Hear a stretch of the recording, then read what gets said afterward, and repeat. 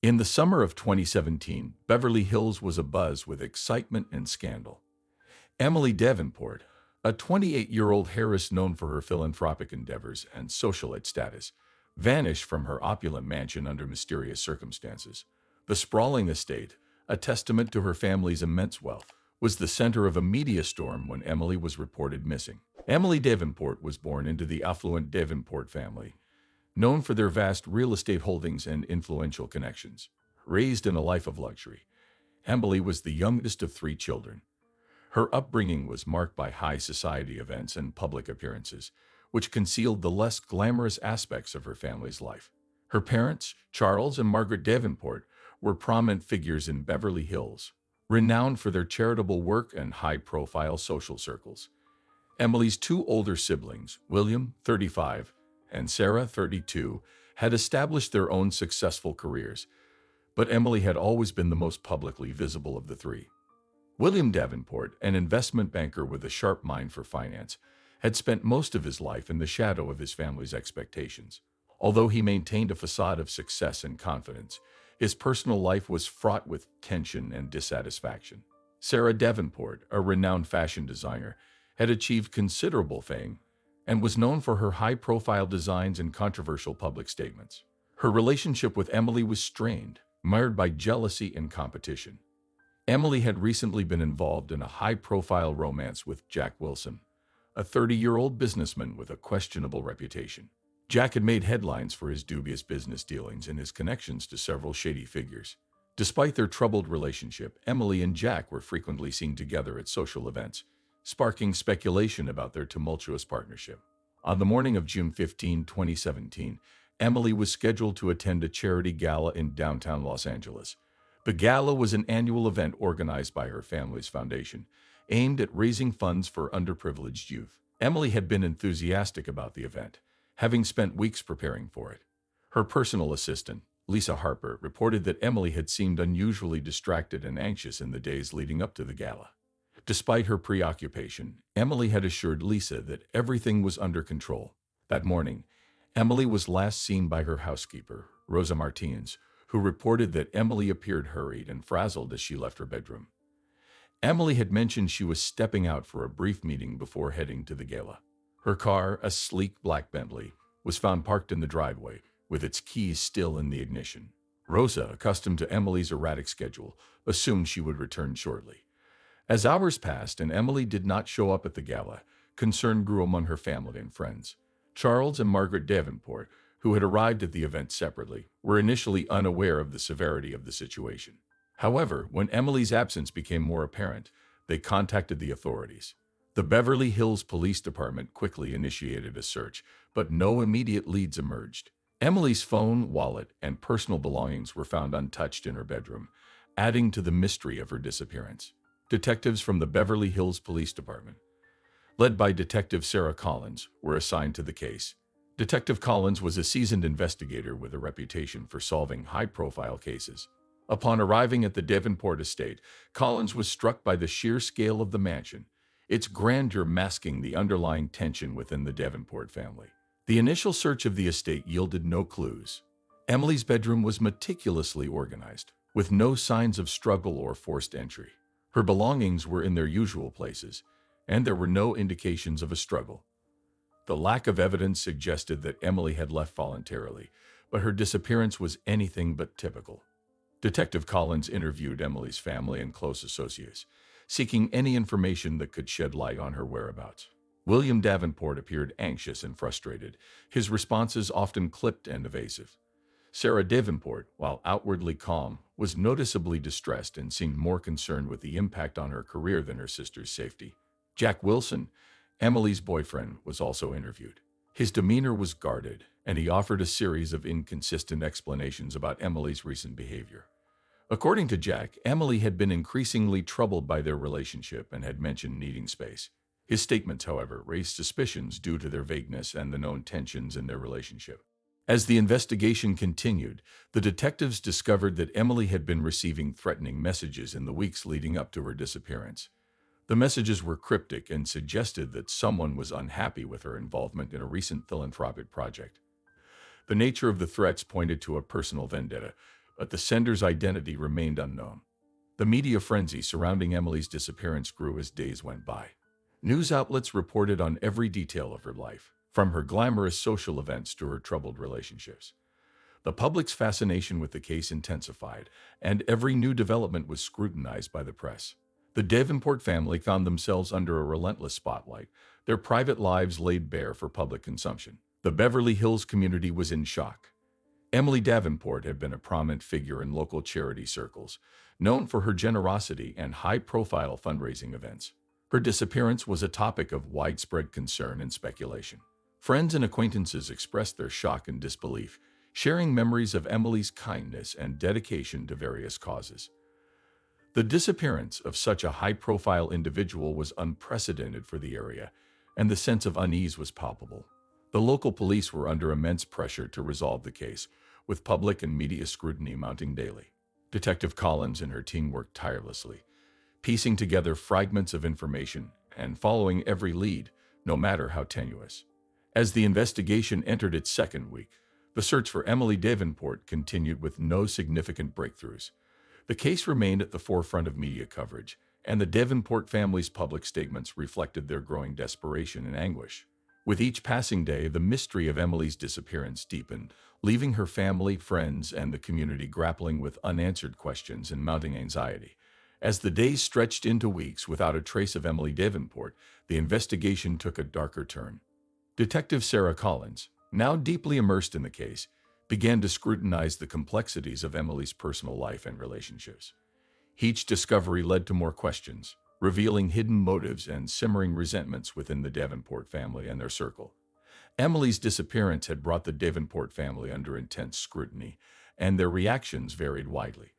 Charles Davenport, Emily's father, was a pillar of the community and a prominent figure in local philanthropy.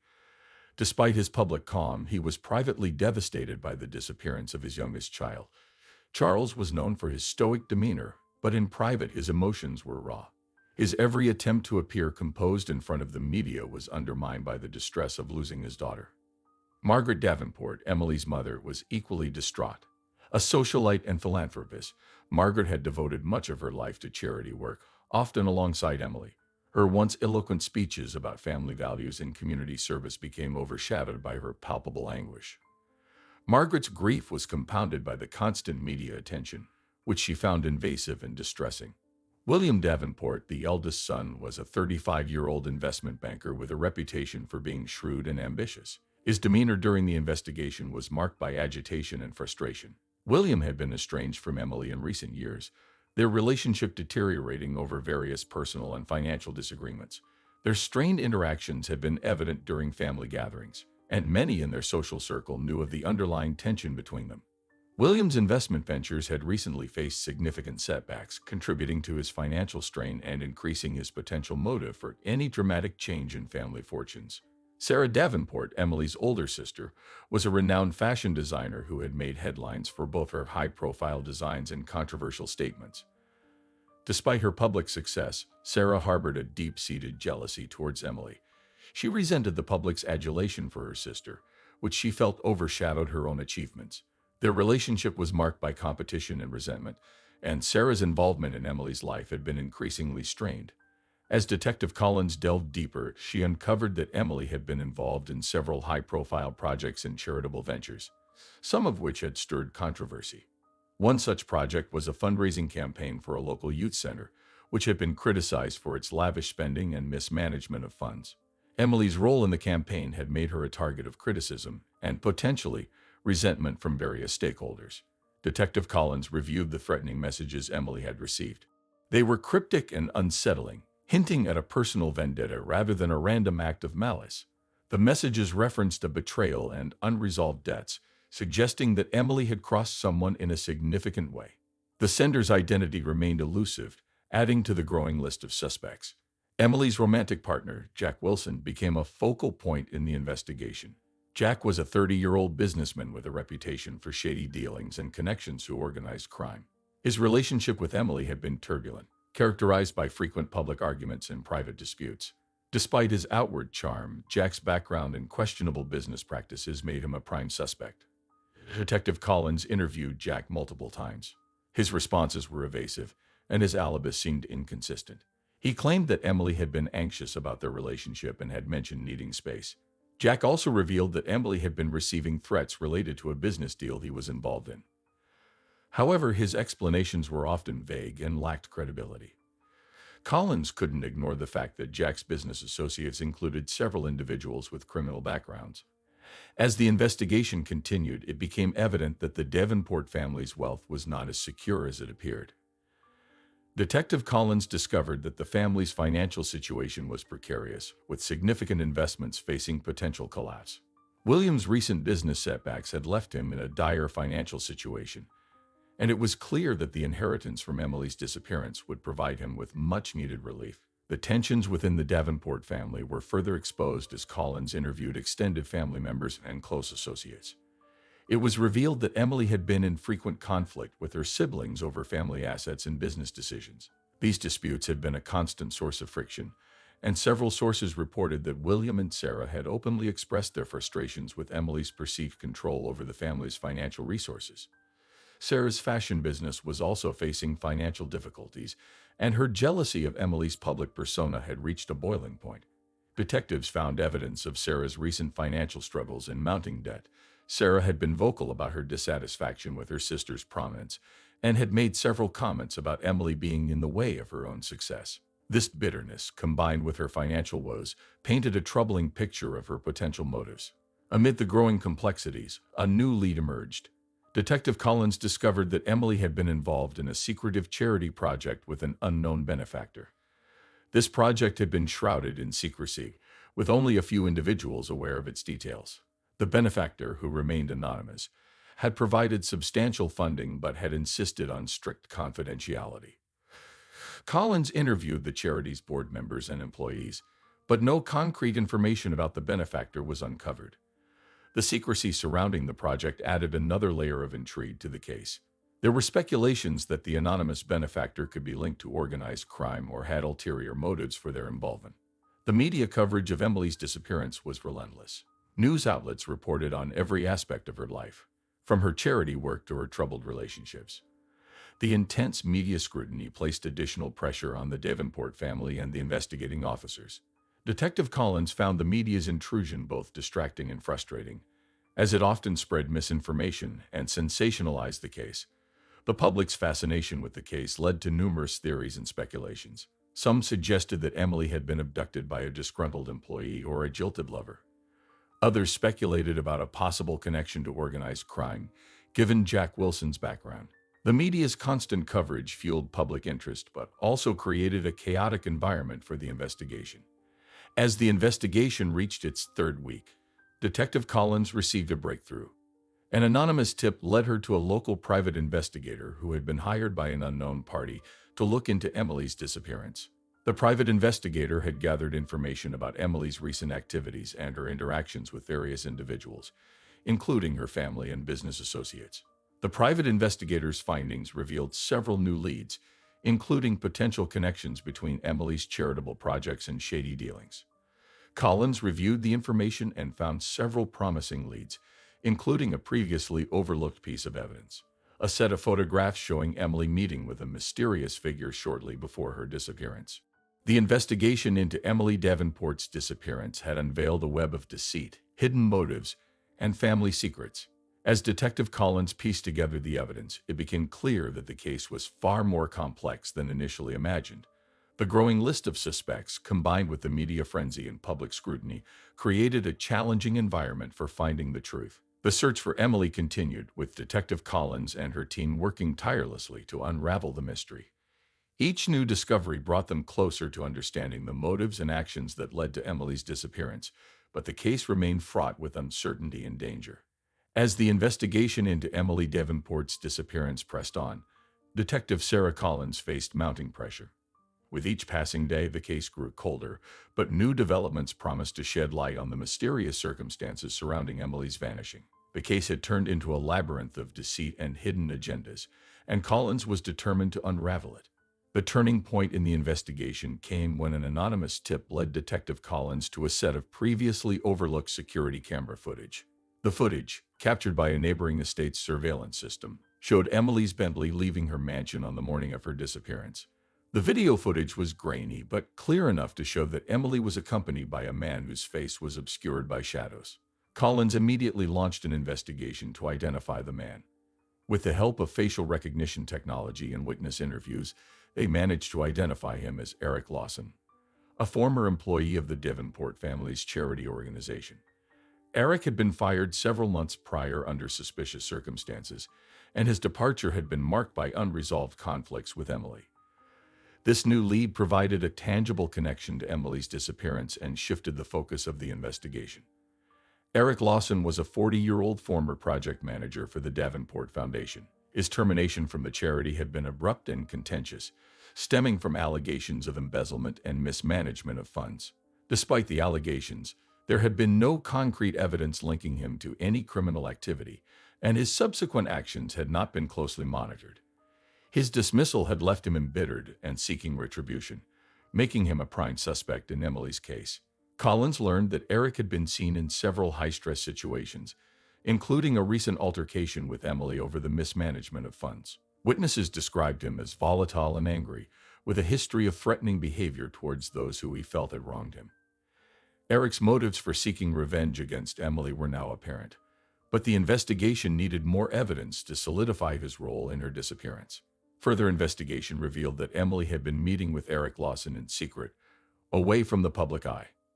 Collins discovered that the meetings had taken place in a secluded location on the outskirts of Beverly Hills, a small warehouse that Eric had rented under an alias. This warehouse, previously unnoticed, became the focal point of the investigation.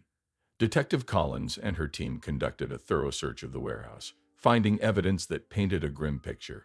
Inside, they discovered Emily's personal belongings, including a diary and a collection of photographs.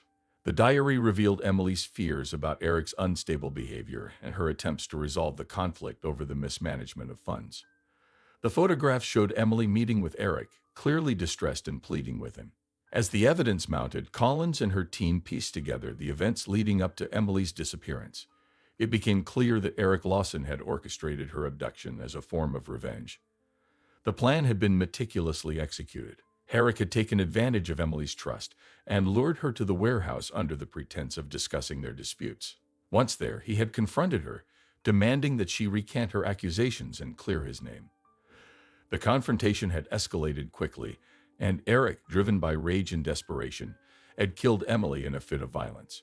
He had then staged her disappearance to make it look like she had left voluntarily. The absence of concrete evidence at the mansion was part of Eric's plan to throw off the investigation. But the security footage and warehouse discovery had exposed his deceit. With the evidence in hand, Detective Collins and her team moved swiftly to apprehend Eric Lawson.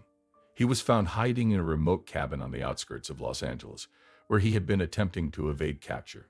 The arrest was tense, but Eric eventually surrendered without further incident. During the interrogation, Eric initially denied involvement but eventually confessed to the murder of Emily Davenport. His confession was detailed and chilling, revealing his deep-seated anger and resentment towards Emily. He admitted to the premeditated nature of the crime and expressed remorse for his actions, though his remorse did little to mitigate the gravity of his offense. Eric Lawson was charged with first-degree murder and faced a highly publicized trial. The courtroom was packed with media representatives and spectators, all eager to hear the details of the case that had captivated the nation. The trial revealed the depth of Eric's planning and the personal vendettas that had driven him to commit such a heinous act. Emily's family, though deeply grieving, found some solace in the resolution of the case. Charles and Margaret Davenport struggled with their loss, but the trial provided them with a semblance of closure. William and Sarah Davenport faced the scrutiny of the public and the media, their personal and professional lives laid bare. The family's strained relationships and hidden tensions were exposed, adding another layer of complexity to the case's resolution. Emily's tragic death had a profound impact on the community and the charitable organization she had supported. In the wake of her murder, there was a renewed focus on transparency and accountability within charitable organizations. The Davenport Foundation undertook a comprehensive review of its operations and implemented stricter oversight to prevent similar issues in the future. Emily's legacy lived on through the causes she had championed and the lives she had touched. Her memory was honored through memorials and tributes that celebrated her contributions to the community. The charity gala, which Emily had been so passionate about, continued to be held annually, serving as a reminder of her dedication and the impact of her philanthropic work. The case of Emily Davenport's disappearance and murder was a sobering reminder of the complexities of human emotions and the far-reaching consequences of unresolved conflicts. The investigation unveiled a web of deceit, hidden motives, and personal vendettas, ultimately leading to the arrest and conviction of Eric Lawson. While the resolution of the case provided some measure of justice, it also left behind a legacy of pain and reflection for those who knew Emily and the community that had followed her story. As Detective Collins closed the case, she was reminded of the intricacies of her profession and the importance of perseverance in the pursuit of justice. The story of Emily Davenport, marked by tragedy and resilience, continued to resonate with those who had been touched by her life and her untimely death.